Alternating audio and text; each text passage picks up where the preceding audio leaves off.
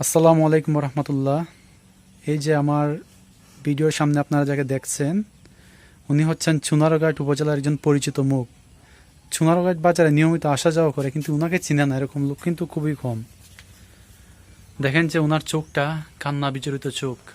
আসলে এখানে আওয়ার পর আমার খুবই দুঃখ লাগছে, খুবই খারাপ লাগছে। এই যে দেখুন তাদের পাওয়ার অবস্থাটা, আমি আসলে জানতাম না গতকালকে আমার একজনে হয়েছে।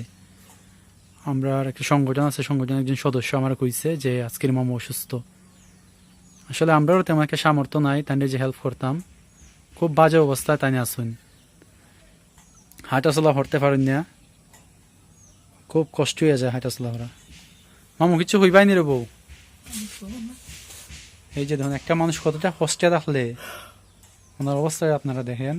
উনি কিন্তু কিছুদিন আগেও আপনারা যদি লক্ষ্য করে তখন দেখুন যে বাজারের মধ্যে কিন্তু চুনারঘাট বাজারে সবসময় উনি হাঁটাচলা করতো, সবার কাছে একটা কুশল বিনিময় করতো, বালাবুরা জিগাইতো।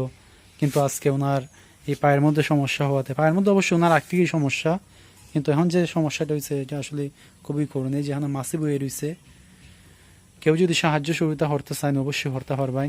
তোমরা এটা বিকাশ নাম্বার আছে নি মোবাইলের মধ্যে? বিকাশ, আচ্ছা আমি বিকাশ নাম্বারটা দিয়ে দিচ্ছি আপনাদেরকে। আর কেউ যদি ওনার সাথে দেখা করতে চান তাহলে খুব সহজেই আপনার ওই চান্দভাঙ্গা বাজারে আইবেন, 6 নং চুনারঘাট সদর ইউনিয়নের 6 নং ওয়ার্ড চান্দভাঙ্গা বাজারে আইবেন।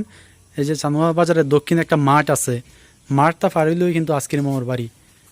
এই যে এটা আজকের মামার বাড়ি, আইও কিন্তু তাই হেল্প করতে পারবেন। আর বিকাশ নাম্বার আমি অবশ্যই দেওয়া দিব, চাইলে আপনারা যোগাযোগ করতে পারবেন অথবা তাই হেল্প করতে পারবেন, অথবা আমার মাধ্যমে করতে পারবেন।